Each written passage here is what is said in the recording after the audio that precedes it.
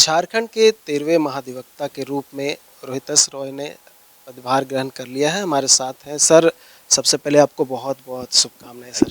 Thank you. क्या कुछ प्राथमिकताएं रहेंगी क्योंकि बहुत सारे ऐसे मामले रहते हैं जिसमें सरकार का पक्ष सही से झारखंड हाई कोर्ट में नहीं पहुंच पाता है, इसको लेकर क्या? अभी तो आज जैसे अज्यूम किए हैं चार्ज, अभी बहुत सारे चीज़ हम मुझे देखना पड़ेगा, अपने एसोसिएट से जानना पड़ेगा क्या क्या कमी हो गई हम लोग सरकार की तरफ से, उस पर फिर विचार करके हम लोग अप्रोप्रिएट एक्शन लेंगे और चाहेंगे कि सरकार का पक्ष हमेशा ठीक तरीके से ऑनरेबल कोर्ट के सामने पेश किया जाए।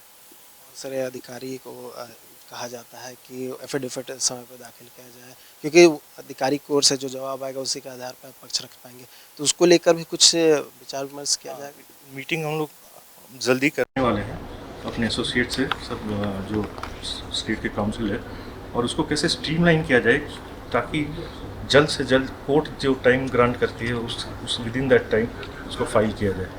आजकल में हम लोग एक मीटिंग कर रहे हैं अपने एसोसिएट काउंसिल और सिर्फ ये सब चीज़ समझने के लिए कि क्या क्या अभी तक बाधाएं आ रही हैं कि सरकार का पक्ष ठीक से नहीं रखा जा सका, तो उसको बैठ के हम लोग तुरंत जल्द ही डिसाइड कर लेंगे। बहुत सारे पीआईएल के मैटर्स हैं जिसमें बहुत सारी बातें जो है गलत लिखी रहती है।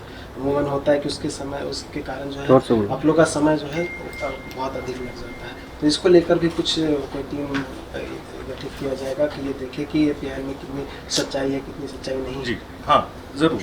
जनहित याचिका जितने भी फाइल होते हैं, मेरे विचार से बहुत सारे ऐसे मामले आते हैं जो कि सच्चाई है नहीं, तो वो सब केसेस में हम लोग अप्रोप्रिएट एफिडेविट फाइल करेंगे, कोर्ट को के सामने अपना पक्ष रखेंगे, दिखाएंगे कि ना जनहित है नहीं ये एक्चुअली, उस तरह का हम लोग करेंगे, ज़रूर करेंगे।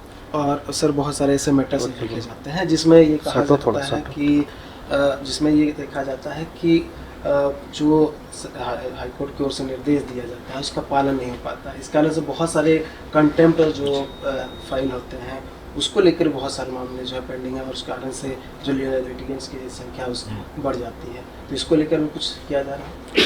हाँ, वो भी देखना पड़ेगा।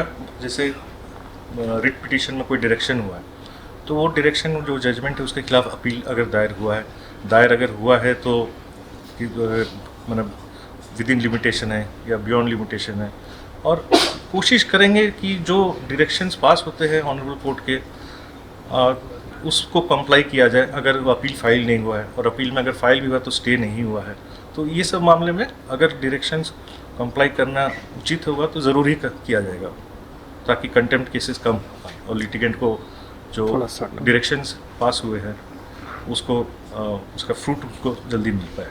और भी कुछ ऐसे विषय हैं जो आप अपनी ओर से रखना चाहें, कुछ ऐसी बातें? मैं झारखंड लिटिगेशन पॉलिसी एक बार देखना चाहूँगा। अननेसेसरी अपील्स और ये सब दायर करना, वो देखूँगा उसको कैसे कर्टेल किया जाए। प्राइमरी वही है, फर्स्ट सोच अभी मेरी वही है कि जहाँ तक पॉसिबल अननेसेसरी लिटिगेशंस नहीं होना चाहिए। सर बहुत बहुत धन्यवाद। देखिए, तो साफ रूप से यही कहना कि अननेसेसरी जो लिटिगेंट्स हैं वो नहीं होने चाहिए, क्योंकि बहुत सारे मैटर्स हैं वो लंबे खिंच जाते हैं क्योंकि उसमें जवाब सही समय पे दाखिल नहीं हो पाता है, चाहे वो अगर एक पक्ष की बात कर ले या दूसरे पक्ष की बात कर ले, तो इसको लेकर एक क्लियरिटी रहना बहुत आवश्यक है, और ये संभवतः जो है ये आने वाले समय में क्लियर हो सकता है, और इससे कहीं ना कहीं जो संख्या है पीआईएल की या फिर जो अन्य याचिका है वो कम है और होगी, और इससे कोर्ट का भी बोझ कम होगा, और साथ ही साथ नए महाधिवक्ता बने हैं तो ये बहुत सारी बातें जो हैं नए रूप से हाई कोर्ट में रखेंगे और सरकार के पक्ष जो है वो रखते हुए नजर आएंगे। अब देखने वाली बात होगी कि आने वाले समय में किस तरह से जो बातें हैं वो झारखंड हाई कोर्ट में रखी जाती है और सरकार की बात किस तरह से पहुँचती है। न्यूज़ 11 भारत के लिए कैमरा पर्सन राजा के साथ नीरज कुमार, रांची।